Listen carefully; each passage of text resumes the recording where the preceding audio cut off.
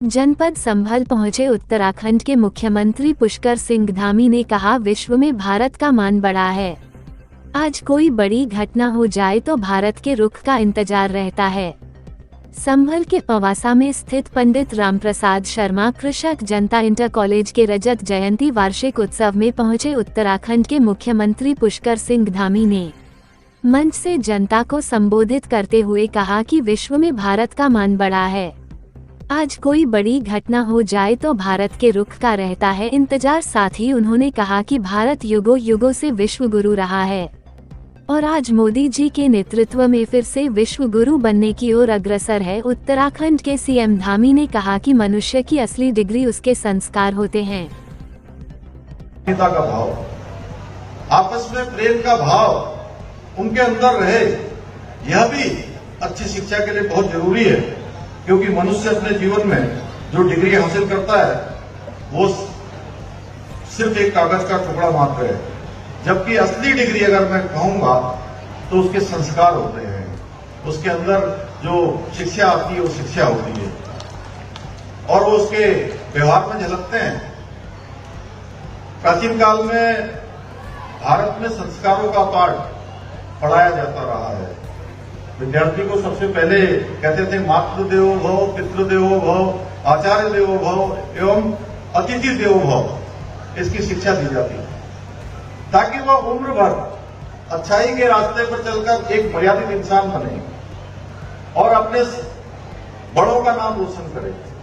यहां मैं एक बात और कहना चाहता हूं कि हमारे जो प्रिय छात्र हैं, छात्राएं हैं, जब वो किसी भी क्षेत्र में जीवन में आगे बढ़ते हैं तो फिर वो केवल एक माता पिता के पुत्र या पुत्री तक नहीं सीमित रहते, किसी भाई के या बहन के, भाई बहन के नाते सीमित नहीं रहते, बल्कि पूरे समाज की, पूरे क्षेत्र की, अगर किसी मोहल्ले में रहते हैं तो उस पूरे मोहल्ले की, गांव की, उस शहर की, गांव में रहते हैं तो गांव की सारी जो भावनाएं होती हैं उनके साथ जुड़ जाती हैं। उनके साथ एक ऐसा भाव कि वो आशीर्वाद के रूप में, दुआओं के रूप में लगातार उनके साथ चलता है जो जीवन में आगे बढ़ते हैं। प्यारे विद्यार्थियों, जैसा कि हमें ज्ञात है, हमारा देश भारतवर्ष प्राचीन काल से ही विश्व गुरु रहा है और आज हमारे देश के यशस्वी प्रधानमंत्री नरेंद्र मोदी जी के नेतृत्व में पुनः उसी दिशा में हम आगे बढ़ रहे हैं और हर क्षेत्र में, चाहे वो शिक्षा का क्षेत्र हो, ज्ञान का क्षेत्र हो, विज्ञान का क्षेत्र हो,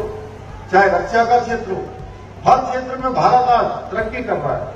पूरे विश्व के अंदर आज भारत का मान सम्मान और स्वाभिमान बढ़ा है। मैं दुनिया के देशों में मुझे जाने का अवसर प्राप्त हुआ, मैंने देखा कि लोगों की एक श्रद्धा, लोगों की एक आस्था और विश्वास हमारे देश के लिए बढ़ा है। उसके पीछे बहुत सारे कारण हैं। एक समय ऐसा भी था जब बड़े बड़े मंचों पर हम अपनी बात भी नहीं कह पाते थे, अपने हितों की बात जोर से बोलने में भी हमको कहीं न कहीं संकोच होता था।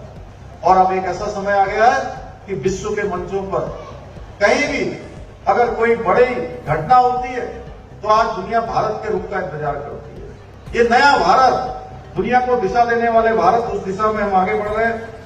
आज हमारे प्रधानमंत्री जी के कुशल नेतृत्व में देश को नई शिक्षा नीति प्राप्त हुई है।